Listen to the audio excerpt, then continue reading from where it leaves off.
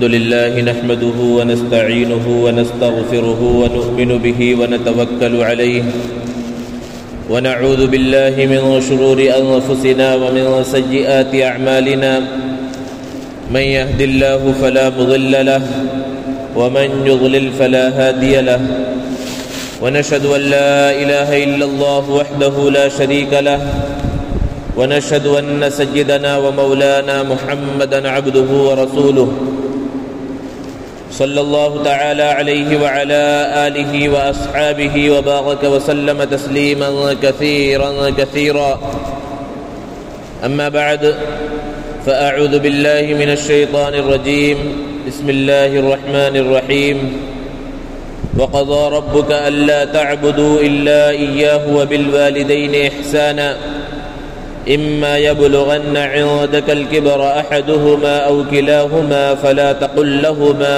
أف ولا تنهرهما وقل لهما قولا كريما وقال النبي صلى الله عليه وسلم رضا الرب في رضا الوالد وسخط الرب في سخط الوالد أو كما قال عليه الصلاة والسلام. معزز سامعین کرام، بزرگوں اور دوستو، اس وقت معاشرہ جن خرابیوں اور برائیوں کے اندر مبتلا ہے، ہر شخص اس کے مذموم اثرات سے پریشان ہے. ہر شخص کی زبان پر یہ بات ہے کاش کہ وہ پرانے لوگوں کا دور دوبارہ لوٹ کر آ جائے، جس کے اندر اچھے اخلاق تھے، اچھے کردار تھے، لوگوں کے درمیان محبتیں تھیں. کاش کہ وہ زمانہ لوٹ کر آ جائے. ہر شخص کی زبان پر یہ بات ہے. دوستو، معاشرے کا یہ بگاڑ اور یہ خرابی خود بخود پیدا نہیں ہوئی، بلکہ معاشرے کے اس بگاڑ کے اندر ہمارا بھی حصہ ہے، ہم بھی اس کے ذمہ دار ہیں. اگر مسلمانوں نے اپنے بچوں کو اور اپنی اولاد کو اس تعلیم اور تربیت سے آراستہ کیا ہوتا جس تعلیم اور تربیت سے ہمارے آباء و اجداد نے اپنے بچوں کو کیا تھا، جو اخلاق و کردار انہوں نے اپنے بچوں کو سکھلائے تھے، اگر آج کے مسلمانوں نے اپنے بچوں کو وہ اخلاق اور کردار سکھلائے ہوتے تو پھر زبان پر اس شکوے کی ضرورت نہ ہوتی. لیکن معاشرے کے اندر چاہے جتنی بیماریاں پیدا ہو جائیں، جتنی خرابیاں پیدا ہو جائیں، ہر خرابی کو دور کرنا ممکن ہے اور معاشرے کو پھر وہ جنت نظیر معاشرہ بنا دینا بھی ممکن ہے، بشرط یہ ہے کہ قرآنی دارالشفا کی طرف رجوع کیا جائے اور اس یقین کو دل کے اندر بٹھا لیا جائے کہ قرآن مجید کے اندر آج بھی ہر بیماری کا علاج موجود ہے. معاشرے کے اندر پھیلنے والی ہر بیماری کا علاج موجود ہے، بس قرآن کے احکام کو سچے انداز میں پکڑ لیا جائے اور اس پر عمل کرنے کی کوشش کر لی جائے. معاشرے میں جو بگاڑ پیدا ہوا ہے ان میں سے ایک بڑا بگاڑ نوجوانوں کی طرف سے، بچوں کی طرف سے اور بڑوں کی طرف سے اپنے والدین کی نافرمانی ہے، والدین کی باتوں کا نہ ماننا ہے، ان کے ادب اور احترام کا نہ کرنا ہے اور انہیں جو مقام و مرتبہ دینا چاہیے اور جو شریعت مطہرہ نے دیا ہے وہ مقام و مرتبہ نہ دینا آج کے معاشرے کی ایک اہم برائی، اہم خرابی ہے. جبکہ قرآن مجید میں اللہ رب العزت نے فرمایا وَقَضَى رَبُّكَ أَلَّا تَعْبُدُوا إِلَّا إِيَّاهُ وَبِالْوَالِدَيْنِ إِحْسَانًا. اس آیت میں اللہ رب العزت نے دو چیزیں بیان فرمائی ہیں، ایک توحید کو بیان فرمایا اور ایک ادب کو بیان فرمایا. اور ایک مسلمان کی شان یہ ہوتی ہے کہ وہ توحید کی آڑ لے کر کسی کی بے ادبی نہیں کرتا اور ادب کی آڑ لے کر اللہ کی شان میں کسی اور کو شریک نہیں کرتا، اللہ کی ذات و صفات میں کسی اور کو شریک نہیں کرتا. یہاں پر اللہ رب العزت نے انسان کی تخلیق کا جو بنیادی مقصد ہے اس کو بیان فرمایا کہ اللہ کی عبادت یہ تمہاری تخلیق کا بنیادی مقصد ہے، تمہیں پیدا کیے جانے کا یہ بنیادی مقصد ہے. اور پھر فوراً بعد والدین کے ساتھ حسن سلوک کو بیان فرمایا. اور قرآن مجید میں متعدد مقامات ایسے ہیں جہاں اللہ رب العزت نے اپنی عبادت کا حکم دیا تو وہیں فوراً بعد والدین کے ساتھ حسن سلوک کا بھی حکم دیا، ان کی اطاعت اور فرما برداری کا بھی حکم دیا۔ اس سے والدین کی اہمیت، والدین کے مقام اور مرتبے کا پتہ چلتا ہے۔ آگے اللہ رب العزت نے بیان فرمایا اما یبلغن عندک الکبر احدہما او کلاہما فلا تقل لہما اف ولا تنہرہما، کہ اگر تمہارے والدین میں سے کوئی ایک یا دونوں بڑھاپے کی عمر کو پہنچ جائیں تو تم انہیں اف بھی مت کہنا۔ علماء نے بیان فرمایا کہ اگر کسی کو تکلیف پہنچانے کے لیے اف سے کم درجہ بھی کوئی ہو سکتا ہے تو والدین کو وہ بھی کہنا درست نہیں ہے۔ بڑھاپا بسا اوقات ایسا ہوتا ہے کہ انسان کے اندر چڑچڑاپن پیدا ہو گیا، تو ہو سکتا ہے تمہارے والدین کی زبان سے کچھ ایسے الفاظ نکلیں جو تمہیں پسند نہ آئے۔ نوجوان خون ہے اور جوانی کی اکڑ کے اندر کہیں والدین کی کوئی بات پسند نہ آئے اور اس کے اوپر انہیں جھڑک دے، اس سے سختی سے اللہ رب العزت نے منع فرمایا اور فرمایا وَلَا تَنْهَرْهُمَا، کبھی جھڑکنا نہیں، وَقُلْ لَهُمَا قَوْلًا كَرِيمًا، ان کے ساتھ بہت اچھے سے، بہت نرمی کے ساتھ بات کرنا۔ بچوں کی کتابوں کے اندر ایک واقعہ لکھا ہوا ہے، تربیت کے واسطے آپ نے بھی پڑھا ہوگا کہ ایک بوڑھا باپ اور اس کا جوان بیٹا گھر کے صحن میں بیٹھے ہوئے ہیں کہ صحن کی دیوار پر ایک کوا آ کر بیٹھا۔ بوڑھے باپ نے نوجوان بیٹے سے پوچھا بیٹے یہ کیا ہے؟ بیٹے نے جواب دیا ابا جان یہ کوا ہے۔ تھوڑی دیر خاموشی رہی، پھر بوڑھے باپ نے کہا بیٹا یہ کیا ہے دیوار پر جو بیٹھا ہے؟ بیٹے نے کہا کوا ہے۔ پھر تھوڑی دیر کے بعد باپ نے پوچھا بیٹے یہ دیوار پر جو بیٹھا ہے کیا ہے؟ انداز بدل گیا بیٹے کا، کہا کوا ہے کوا۔ پھر تھوڑی دیر کے بعد جب پوچھا کہ بیٹے یہ دیوار پر جو بیٹھا ہے کیا ہے، تو اس نے جواب دیا 1000 بار بتلا دیا ہوں یہ کوا ہے، آپ کو سمجھ میں نہیں آ رہا؟ تو وہ بوڑھا باپ گھر کے اندر کمرے میں گیا اور ایک پرانی ڈائری اٹھا کر لایا، اس کے ایک صفحے کو کھولا اور بیٹے سے کہا بیٹے ذرا اس کو پڑھو۔ تو اس ڈائری کے اس صفحے پر لکھا ہوا تھا کہ آج فلاں تاریخ کو فلاں مہینے میں میں اپنے معصوم چھوٹے بچے کے ساتھ گھر کے صحن میں بیٹھا ہوا تھا کہ دیوار پر ایک کوا آ کر بیٹھا اور میرے بیٹے نے معصومیت کے ساتھ مجھ سے پوچھا یہ ابا جان یہ کیا ہے، اور 25 مرتبہ مجھ سے یہی سوال کیا اور ہر بار میں نے بیٹے کو پیار اور محبت سے جواب دیا بیٹے یہ کوا ہے۔ اور جب جب میرا بیٹا مجھ سے پوچھتا ابا جان یہ کیا ہے تو محبت کے اندر اضافہ ہوتا، اپنائیت کے اندر اضافہ ہوتا اور میں جواب دیتا چلا جاتا۔ یہ ہے باپ اور بیٹے کا فرق۔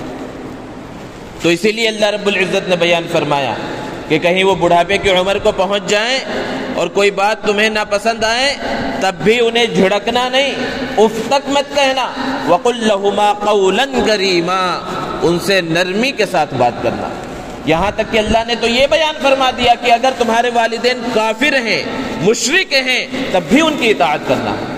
اللہ رب العزت نے بیان فرمایا وَإِن جَاهَدَاكَ عَلَىٰ أَن تُشْرِكَ بِي مَا لَيْسَ لَكَ بِهِ عِلْمٌ فَلَا تُطِعْهُمَا وَصَاحِبْهُمَا فِي الدُّنْيَا مَعْرُوفًا، کہ والدین کافر اور مشرک ہیں، کسی اور مذہب کو ماننے والے ہیں اور تم سے کہیں تم شرک کرو کفر کرو تو اس بات کو تو نہیں ماننا ہے، لیکن اس کے علاوہ دنیا کے اندر، دنیا کی باتوں کے اندر ان کی اطاعت کرنا ہے، ان کے ساتھ اچھا سلوک کرنا ہے۔ یہ مقام اور یہ مرتبہ ہے والدین کا۔ حضرت عبداللہ ابن مسعود رضی اللہ تعالی عنہ نے حضور اکرم صلی اللہ علیہ وسلم سے سوال کیا ای الاعمال افضل، کہ سارے اعمال میں سب سے افضل عمل کون سا ہے؟ حضور اکرم صلی اللہ علیہ وسلم نے ارشاد فرمایا الصلاۃ لوقتها، وقت پر نماز پڑھنا یہ سب سے افضل عمل ہے۔ حضرت عبداللہ ابن مسعود نے پوچھا پھر کیا؟ آپ صلی اللہ علیہ وسلم نے فرمایا بر الوالدین، والدین کے ساتھ حسن سلوک کرنا۔ حضرت عبداللہ ابن مسعود نے پوچھا پھر کیا؟ آپ صلی اللہ علیہ وسلم نے فرمایا الجہاد فی سبیل اللہ، اللہ کے راستے میں جہاد کرنا۔ دوستو صحابہ کرام رضوان اللہ تعالی علیہ مجمعین کے دلوں کے اندر ایک تڑپ تھی، ایک لگن تھی کہ وہ اللہ کے رسول صلی اللہ علیہ وسلم سے پوچھ کر معلوم کر کے کہ کس عمل کے اندر زیادہ ثواب ہے، کون سا عمل افضل ہے، اللہ کے رسول صلی اللہ علیہ وسلم سے پوچھا کرتے تھے اور آپ صلی اللہ علیہ وسلم انہیں بتلاتے، اور پوچھنے کا مقصد کیا ہوتا؟ تاکہ ہماری زندگیوں کے اندر وہ عمل آ جائے۔ اور آج ہمارا حال کیا ہے؟ ہم اللہ کے رسول کے نام لیوا ہیں، صحابہ کرام کی محبت کا دم بھرتے ہیں، لیکن ہمارے سامنے فضائل کی احادیث پڑھی جاتی ہیں، فضائل کے واقعات سنائے جاتے ہیں کہ بھئی اس عمل کا یہ ثواب، اس عمل کا یہ ثواب، لیکن عمل کا جذبہ ہمارے دلوں کے اندر پیدا نہیں ہوتا۔ ایک وہ صحابہ تھے حضرت عبداللہ ابن عمر رضی اللہ عنہما، جن کی خصوصیت ہی یہ ہے کہ اللہ کے رسول صلی اللہ علیہ وسلم کی ایک ایک سنت کو معلوم کر کے اس پر عمل کرنے کی کوشش کرتے تھے۔ پوری زندگی سنتوں سے بھری پڑی ہے، نام اعمال نیکیوں سے بھرا پڑا ہے۔ ایک مرتبہ حضرت ابو ہریرہ رضی اللہ تعالیٰ عنہ نے ایک حدیث بیان فرمائی کہ اگر کسی مسلمان کا انتقال ہو جائے اور کوئی دوسرا مسلمان اس کے جنازے میں شریک ہو تو اللہ رب العزت ایک قیرات اجر عطا فرماتے ہیں، اور پھر اس کے ساتھ جنازے کے ساتھ چلے تو 2 قیرات اجر عطا فرماتے ہیں۔ کوئی تدفین کے اندر بھی شریک ہو جائے تو 3 قیرات اجر عطا فرماتے ہیں۔ قیرات اس زمانے کا ایک وزن تھا، جیسے آج کلو یا دوسری چیزیں اوزان ہوتے ہیں وزن کرنے کے، لیکن دوسری حدیث میں اللہ کے رسول صلی اللہ علیہ وسلم نے فرمایا کہ جنت کا جو قیرات ہوگا وہ 1 قیرات احد پہاڑ سے بڑا ہوگا، یعنی اتنی نیکیاں ملیں گی۔ تو جب یہ حدیث انہیں پتہ چلی افسوس کرنے لگے۔ لوگوں نے پوچھا آپ کس بات پر افسوس کر رہے ہیں؟ تو انہوں نے کہا یہ حدیث مجھے پہلے معلوم نہیں تھی، میں نے پتہ نہیں کتنے قیرات اجر ضائع کر دیے، اگر پہلے سے معلوم ہوتا تو لوگوں کی جنازوں کے اندر اور زیادہ میں شریک ہوتا اور نیکیاں حاصل کرنے کی کوشش کرتا۔ یہ فکر، یہ لگن ان صحابہ کرام کی تھی جن کی زندگی سنتوں سے بھری پڑی ہے، اللہ کے رسول صلی اللہ علیہ وسلم کی ایک ایک سنت پر عمل کرنے والے ہیں۔ تو صحابہ اس انداز میں اللہ کے رسول صلی اللہ علیہ وسلم سے پوچھا کرتے تھے کون سا عمل افضل ہے۔ الگ الگ صحابہ نے الگ الگ موقعوں پر پوچھا، سوال ایک ہے لیکن اللہ کے رسول صلی اللہ علیہ وسلم کے جواب مختلف ہیں۔ بظاہر تضاد نظر آتا ہے کہ ایک ہی سوال ہے کہ کون سا عمل افضل، کون سا عمل پسندیدہ، لیکن اس کے جواب میں اللہ کے رسول صلی اللہ علیہ وسلم نے الگ الگ صحابہ کو الگ الگ باتیں بیان فرمائی۔ حقیقت میں کوئی تضاد نہیں۔ اللہ کے رسول صلی اللہ علیہ وسلم سوال کرنے والے کو دیکھتے کہ سوال کرنے والا کون ہے، اس کے اندر جس چیز کی کمی دیکھتے اس چیز کو اس کے واسطے افضل قرار دیتے۔ اگر کسی شخص کے بارے میں دیکھتے کہ یہ والدین کا بھی اچھے سے فرما بردار ہے، جہاد کا جذبہ بھی اس کے اندر ہے، لیکن نماز وقت پر نہیں پڑھتا، اس کے لیے کہتے تمہارے لیے وقت پر نماز پڑھنا سب سے افضل عمل ہے۔ کسی کو والدین کے ساتھ حسن سلوک اس کو سب سے افضل عمل قرار دیتے، کسی کے لیے جہاد سب سے افضل عمل قرار دیتے۔ تو یہاں پر اللہ کے رسول صلی اللہ علیہ وسلم نے فرمایا الصلاۃ لوقتها، وقت پر نماز پڑھنا سب سے افضل عمل ہے۔ دوسرے نمبر پر بر الوالدین، والدین کے ساتھ حسن سلوک کرنا۔ جہاد کا مقام و مرتبہ تیسرے نمبر پر رکھا اللہ کے رسول صلی اللہ علیہ وسلم نے۔ حالانکہ جہاد کا کیا مقام و مرتبہ ہے اللہ کے رسول صلی اللہ علیہ وسلم نے بیان فرمایا، قرآن میں اللہ نے بیان فرمایا ہے کہ جہاد میں کوئی شریک ہو اور پھر اس کے اندر وہ شہادت کے مقام و مرتبے کو پالے تو تم انہیں مردہ مت کہو، وہ زندہ ہیں، اللہ کی طرف سے انہیں روزی دی جاتی ہے۔ اور اللہ کے رسول صلی اللہ علیہ وسلم نے فرمایا جب جنتی جنت میں چلے جائیں گے تو جنت میں ایسی ایسی عظیم نعمتیں ہوں گی کہ کوئی واپس دنیا میں آنے کی خواہش نہیں کرے گا، لیکن شہید کی یہ خواہش ہوگی کہ میں دوبارہ دنیا کے اندر بھیجا جاؤں اور دوبارہ شہادت کے مقام کو حاصل کر لوں، کیونکہ وہ بہت بڑا مقام ہے، بہت مزے کی چیز۔ اللہ کے رسول صلی اللہ علیہ وسلم نے خود بیان فرمایا کہ میرا دل چاہتا ہے کہ مجھے اللہ کے راستے میں شہید کر دیا جائے، ثم احیا ثم اقتل ثم احیا ثم اقتل، پھر مجھے زندہ کیا جائے، پھر مجھے شہید کیا جائے، پھر مجھے زندہ کیا جائے، پھر مجھے شہید کیا جائے۔ اتنا بڑا مقام و مرتبہ جہاد کا اور شہادت کا، لیکن والدین کے ساتھ حسن سلوک کو اس سے بھی پہلے مقام پر اللہ کے رسول صلی اللہ علیہ وسلم نے بیان فرمایا۔ ایک صحابی دوڑتے ہوئے اللہ کے رسول صلی اللہ علیہ وسلم کے پاس آئے اور عرض کیا اللہ کے رسول یہ جہاد کے واسطے جو لشکر روانہ ہو رہا ہے، جو فوج روانہ ہو رہی ہے، میں بھی اس کے اندر شامل ہوں گا، اور اس جہاد میں شامل ہونے کا مقصد صرف اور صرف اللہ کی رضا ہے، اللہ کو راضی کرنے کے واسطے، اللہ کو خوش کرنے کے واسطے میں اس میں شریک ہونا چاہتا ہوں۔ آپ صلی اللہ علیہ وسلم نے پھر سوال کیا کیا صرف اللہ کی رضا مقصد ہے؟ انہوں نے کہا صرف اللہ کی رضا مقصد ہے۔ پھر سوال کیا گھر میں تمہارے والدین ہیں؟ اس صحابی نے جواب دیا ہاں اللہ کے رسول بوڑھے والدین گھر کے اندر موجود ہیں۔ آپ صلی اللہ علیہ وسلم نے فرمایا فَفِيهِمَا فَجَاهِدْ، ان دونوں کے اندر جا کر جہاد کرو، یعنی ان کی خدمت کرو، تمہیں جہاد کا ثواب ملے گا۔ اسی طرح کا اور ایک واقعہ منقول ہے، اللہ کے رسول صلی اللہ علیہ وسلم کے پاس ایک صحابی آئے اور عرض کیا اللہ کے رسول میرے دل کے اندر جہاد کا اتنا شوق ہے کہ اپنے والدین کو گھر میں روتا ہوا چھوڑ کر آیا ہوں۔ میرے والدین مجھے جانے کی اجازت نہیں دے رہے تھے کیونکہ انہیں خدمت کی ضرورت ہے، وہ ضعیف ہیں، بوڑھے ہیں، لیکن جہاد کا جذبہ اتنا میرے دل کے اندر تھا کہ انہیں روتا ہوا میں چھوڑ کر آپ کی خدمت میں حاضر ہو گیا ہوں، مجھے لشکر میں شامل کیجیے اور جانے کی اجازت دیجیے۔ اللہ کے رسول صلی اللہ علیہ وسلم نے فرمایا اچھا والدین کو گھر میں روتا ہوا چھوڑ کر آئے ہو، جس طرح انہیں روتا ہوا چھوڑ کر آئے جاؤ واپس انہیں ہنساؤ اپنی خدمت کے ذریعے۔ اور حضرت اویس قرنی رحمۃ اللہ علیہ کے واقعے سے کون سا مسلمان ناواقف ہے؟ یمن کے رہنے والے ہیں، اللہ کے رسول صلی اللہ علیہ وسلم کے زمانے میں موجود ہیں۔ ذرا غور کیجئے، تصور کیجئے، کون سا مسلمان ایسا ہوگا جو اللہ کے رسول صلی اللہ علیہ وسلم کے زمانے میں موجود ہو اور اللہ کے رسول صلی اللہ علیہ وسلم سے ملاقات کی خواہش اس کے دل کے اندر نہ ہو؟ جبکہ آج اس 1400 سال کے زمانے کے گزرنے کے بعد اس گئے گزرے دور میں ادنا سے ادنا مسلمان کے دل کے اندر مدینے کی اور روضے رسول کی زیارت کی خواہش تڑپتی رہتی ہے، مچلتی رہتی ہے۔ اللہ کے رسول صلی اللہ علیہ وسلم باحیات ہو، اللہ کے رسول صلی اللہ علیہ وسلم کے زمانے میں کوئی شخص باحیات ہو تو ملاقات کا کیسا جذبہ نہیں ہوگا؟ اللہ کے رسول صلی اللہ علیہ وسلم کو ایک خط لکھا کہ اللہ کے رسول میرے دل کے اندر آپ سے ملاقات کی بہت خواہش ہے، میں آپ سے یمن سے سفر کر کے مدینہ المنورہ ملاقات کے واسطے آنا چاہتا ہوں، لیکن میری والدہ بہت ضعیف ہے، بیمار رہتی ہیں، میری ضرورت ہے انہیں خدمت کی، آپ بتائیے میں کیا کروں؟ اللہ کے رسول صلی اللہ علیہ وسلم کے پاس جب خط پہنچا آپ صلی اللہ علیہ وسلم نے انہیں واپس خط لکھا کہ یہاں آنے کی ضرورت نہیں ہے، وہیں پر رہو، اپنی والدہ کی خدمت کرو۔ آج کے زمانے کے ہم جیسے کوئی لوگ ہوتے تو ہزار تعویلیں کر لیتے کہ بھئی والدہ کی خدمت کوئی اور بھی کر لے گا، پھر کر لی جائے گی، رسول کی زیارت کہاں نصیب ہوگی؟ لیکن وہ تھے کہ اللہ اور رسول کے حکم کے آگے سب چیز قربان ہے، اور دین کی حقیقت یہی ہے، اپنی خواہشات پر چلنے کا نام دین نہیں ہے، اللہ اور اس کے رسول کے فرمان پر چلنے کا نام دین ہے۔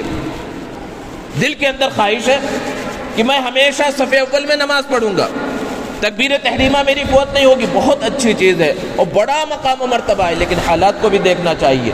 گھر کے اندر والدین سخت بیمار ہیں، والدین کو تیمارداری کی ضرورت ہے، حالات ایسے ہیں کہ 1 منٹ کے واسطے بھی ان سے جدا نہیں ہوا جاتا، لیکن بیٹے کا حل کیا ہے؟ نہیں پہلی صف میں اذان سے پہلے آ کر پہلی صف کے اندر بیٹھ رہا ہے۔ تو یہ دین پر عمل نہیں ہے، یہ اپنی خواہشات پر عمل ہے۔ ایسے موقع پر اللہ کا فرمان اور رسول اکرم صلی اللہ علیہ وسلم کا فرمان یہ ہے والدہ کی خدمت کرو، والدین کی خدمت کرو، اور نماز کا جب بالکل وقت ہو جائے اس وقت مسجد میں آؤ، چاہے تمہاری پہلی صف چھوٹ جائے۔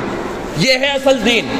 تو وہ دین پر عمل کرنے والے تھے، ہم خواہشات پر عمل کرتے ہیں۔ تو حضرت اویس قرنی رحمۃ اللہ علیہ اللہ کے رسول صلی اللہ علیہ وسلم کا پیغام پہنچا، نہیں آئے زیارت کے واسطے، یہاں تک کہ اللہ کے رسول صلی اللہ علیہ وسلم دنیا سے پردہ فرما گئے اور آپ صلی اللہ علیہ وسلم سے ملاقات نہ ہو سکی۔ آپ صلی اللہ علیہ وسلم سے ملاقات پر ہی شرف صحابیت کا دار و مدار ہے۔ آپ سے ملاقات ہوتی تو وہ صحابی ہوتے، ہم انہیں رضی اللہ عنہ کہتے ہیں، لیکن رحمت اللہ علیہ ہم کہتے ہیں۔ کیوں؟ کیونکہ صحابیت کا مقام چھوٹ گیا، صحابیت کا مقام انہیں نہیں ملا۔ اور کتنا بڑا مقام ہے صحابیت کا۔ حضرت عبداللہ ابن مبارک رحمۃ اللہ علیہ سے کسی نے سوال کیا، ذرا مجھے یہ بتلائیے کہ حضرت عمر ابن عبدالعزیز رحمۃ اللہ علیہ زیادہ افضل ہے یا حضرت امیر معاویہ رضی اللہ تعالیٰ عنہ زیادہ افضل ہے؟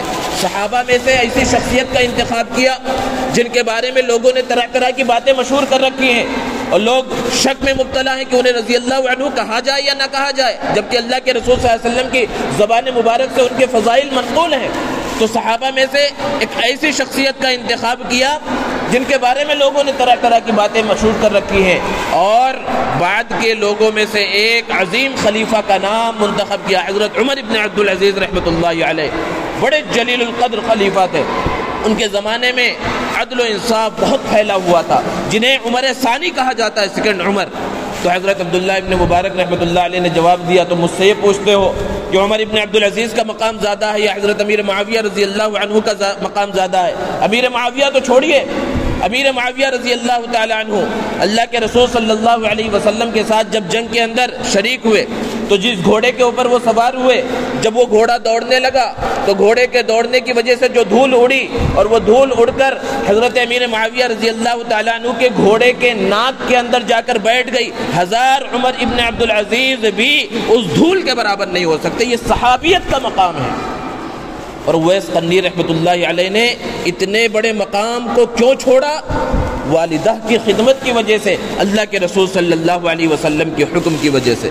تو دوسرا بڑا مقام و مرتبہ اللہ رب العزت نے عطا فرمایا کہ کہ آپ صلی اللہ علیہ وسلم نے حضرت عمر ابن خطاب رضی اللہ تعالیٰ عنہ سے فرمایا کہ دیکھو کسی زمانے میں یمن سے اگر کوئی قافلہ آئے اس میں فلاں فلاں حلیے کا ایک شخص ہوگا، اگر اس شخص سے تمہاری ملاقات ہو جائے جس کا نام اویس ہے تو اس سے دعا کی درخواست کرنا۔ کس سے کہہ رہے ہیں؟ جس کے بارے میں کہا گیا کہ اگر میرے بعد کوئی نبی ہوتا تو عمر ہوتے، ان سے کہا جا رہا ہے کہ اویس سے دعا کی درخواست کرنا۔ قرن سے یمن سے جب بھی کوئی قافلہ آتا حضرت عمر رضی اللہ تعالیٰ عنہ ڈھونڈتے کہ تم میں سے کوئی اویس موجود ہیں۔ ایک مرتبہ جب معلوم ہوا کہ اویس قرنی اس قافلے کے اندر موجود ہیں تو ان سے دعا کی درخواست کے واسطے پہنچے۔ تو کہنے کا مقصد یہ ہے کہ والدین کا مقام اور مرتبہ کتنا بلند فرمایا ہے اللہ رب العزت نے۔ اللہ کے رسول صلی اللہ علیہ وسلم نے فرمایا الوالد اوسط ابواب الجنہ، کہ باپ جنت کے دروازوں میں سے بیچ کا دروازہ ہے۔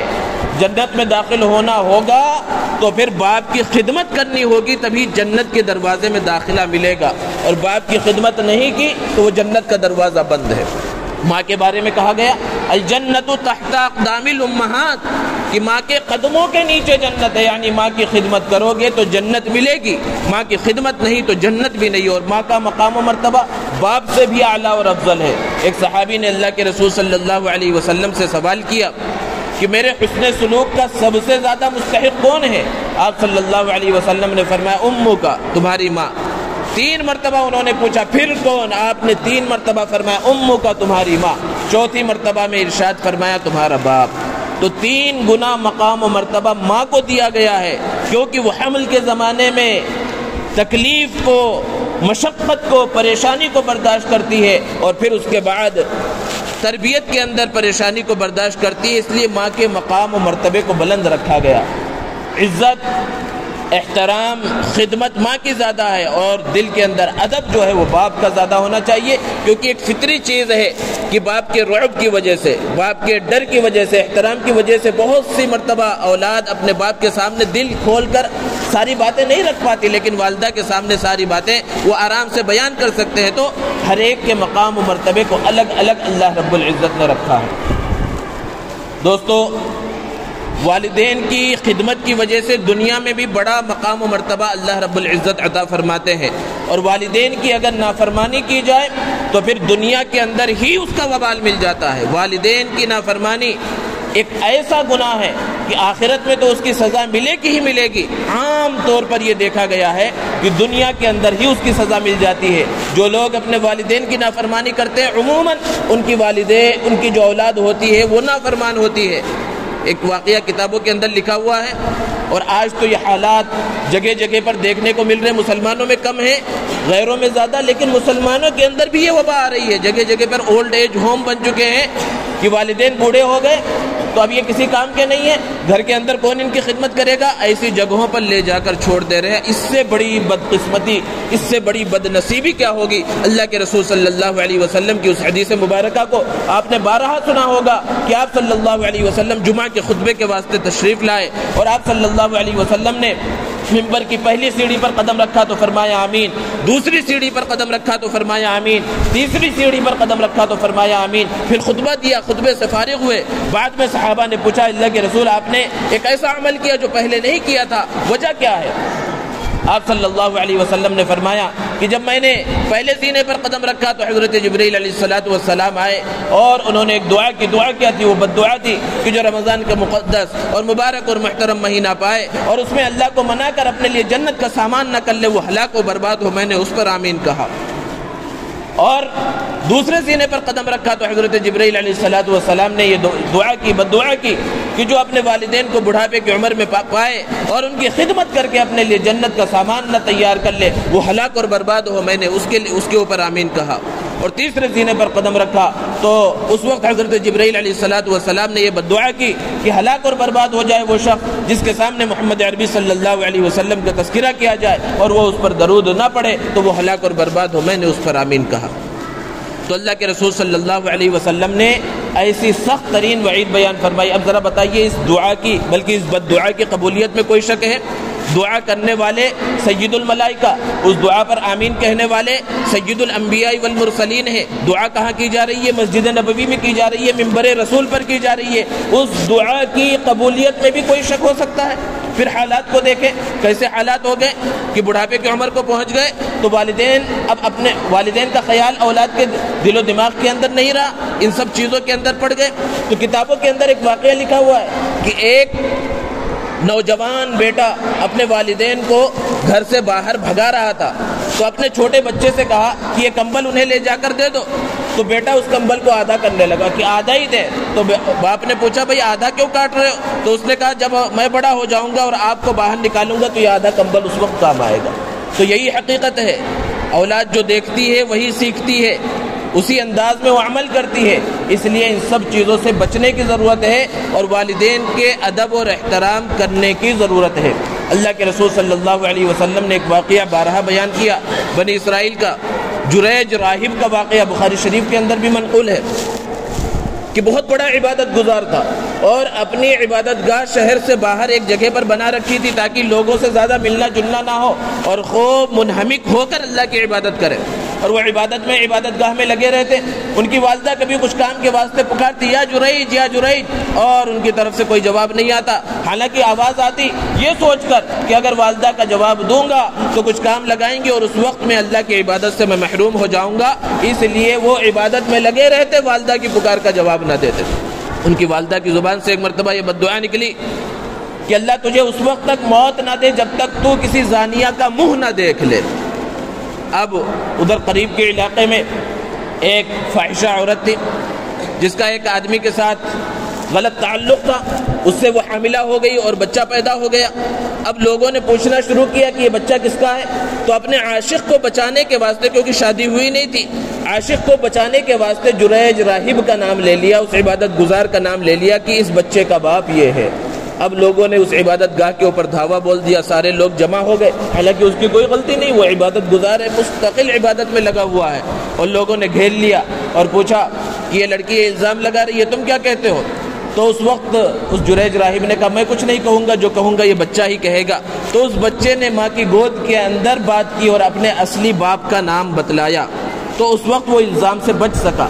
والدہ نے بد دعا دی تھی کہ جب تک موت نہیں آئے گی، جب تک زانیہ کا منہ نہ دیکھ لے، اگر یہ بد دعا دیتی کہ زنا میں مبتلا ہو جائے تو اس میں بھی مبتلا ہو جاتا۔ ایک بڑے عبادت گزار کے اوپر اتنا بڑا الزام لگ جانا ہی بہت بڑی بات تھی، اور لوگوں کا اس طرح گھیر کر اس کو گھر سے اور عبادت گاہ سے باہر نکال لینا ہی بہت بڑی بات تھی۔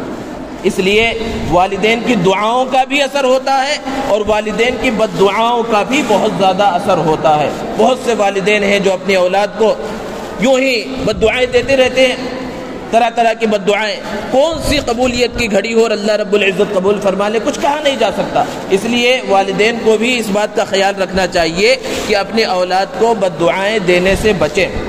اللہ کے رسول صلی اللہ علیہ وسلم نے 3 شخص کے ایک واقعے کو بیان کیا کہ کس طرح والدین کی خدمت کا اجر و ثواب آخرت میں ملے گا اور دنیا میں اس کے فوائد نظر آتے ہیں۔ کہ سفر کر رہے تھے، زوردار بارش ہوئی اور ایک غار کے اندر انہوں نے پناہ لی، اور جب غار کے اندر پناہ لی تو تیز آندھی کی وجہ سے ایک چٹان غار کے منہ پر آ کر رک گئی اور وہ تینوں اندر بند ہو گئے۔ چٹان کو انہوں نے ہٹانے کی کوشش کی لیکن وہ چٹان ان سے نہ ہٹی، تو پھر آخرکار وہ تھک ہار کر بیٹھ گئے اور آپس میں تینوں دوستوں نے مشورہ کیا کہ ہم نے اپنی زندگی میں بہت سارے گناہ کیے، بہت ساری نافرمانیاں اور غلط کام کیے، لیکن کچھ نہ کچھ اچھا عمل کیا ہوگا، اپنے اس اچھے عمل کا واسطہ دے کر اللہ رب العزت سے دعا کریں گے تو ہو سکتا ہے اللہ رب العزت ہماری پریشانی کے اندر ہماری مدد فرمائے۔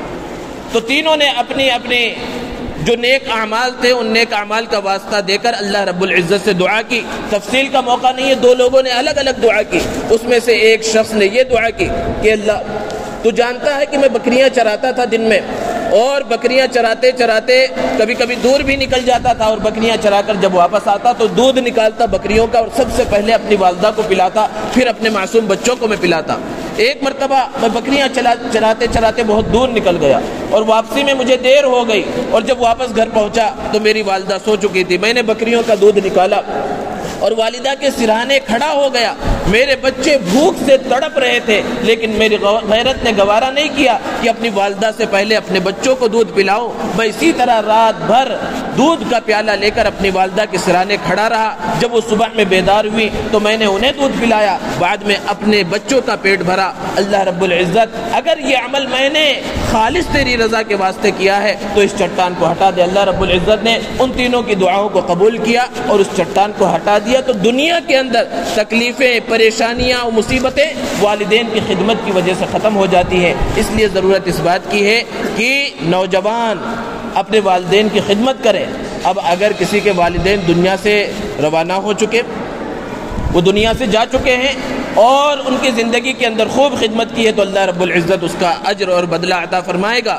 لیکن اب اگر احساس ہو رہا ہے کہ ان کی زندگی کے اندر ہم نے ان کی خدمت نہیں کی اور ان کی نافرمانی کی ہے تو بڑے سے بڑا گناہ بھی اللہ رب العزت معاف فرما دیتے۔ توبہ کر لے، اللہ رب العزت معاف فرما دیں گے، اور والدین کے واسطے ایصال ثواب کریں، ان کے واسطے دعائیں کریں تو اللہ رب العزت وہ جو نافرمانی زندگی کے اندر کی ہے اس کو ختم فرما دیں گے اور اس کا کوئی گناہ انشاءاللہ نہیں ہوگا۔ اللہ رب العزت ہمیں والدین کی قدر کی اور ان کی خدمت کی صحیح طرح سے توفیق عطا فرمائے۔ وآخر دعوانا الحمدللہ رب العالمین۔